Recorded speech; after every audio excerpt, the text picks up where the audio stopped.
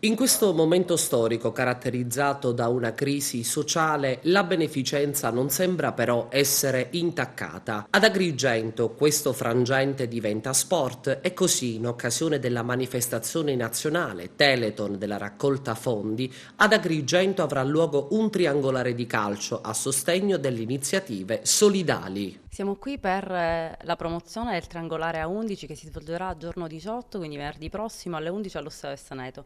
È un triangolare che vede coinvolta tre squadre, appunto, l'Acragas insieme agli organi comunali, quindi sindaco, giunta e consiglieri comunali, le forze dell'ordine e la BNL, che da anni si fa promotrice di questa raccolta fondi per Telethon.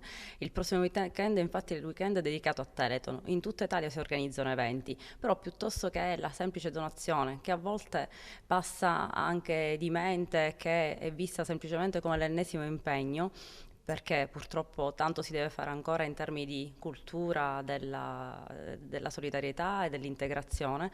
E oggi abbiamo pensato a qualcosa che potesse dare una giornata di svago e di sport, perché lo sport rientra in quel concetto di cultura che fa aggregazione, aggregazione positiva, e al contempo si ricordasse di chi è meno fortunato di noi e che quindi merita la nostra attenzione. A prendere parte al significativo evento benefico tre squadre composte ad hoc, rispettivamente da Comune di Agrigento, Acragas e BNL, Forze dell'Ordine. La partnership tra la Fondazione Telethon e BNL dura da oltre 23 anni e in questi 23 anni abbiamo raccolto oltre 250 milioni di euro su un totale di oltre 420 milioni di euro e ciò ha permesso praticamente di finanziare oltre 1500 progetti che hanno portato alla conoscenza di oltre 450 malattie genetiche.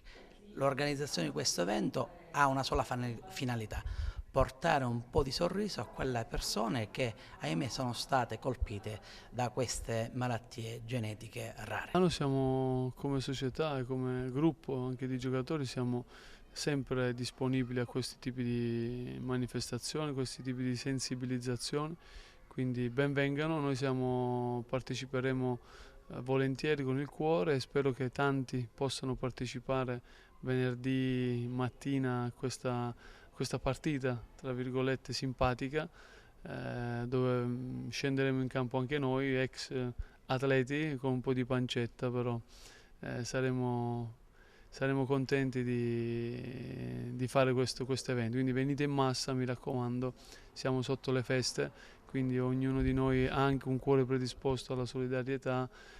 Iniziamo da venerdì per poi finire tutto l'anno in questa maniera.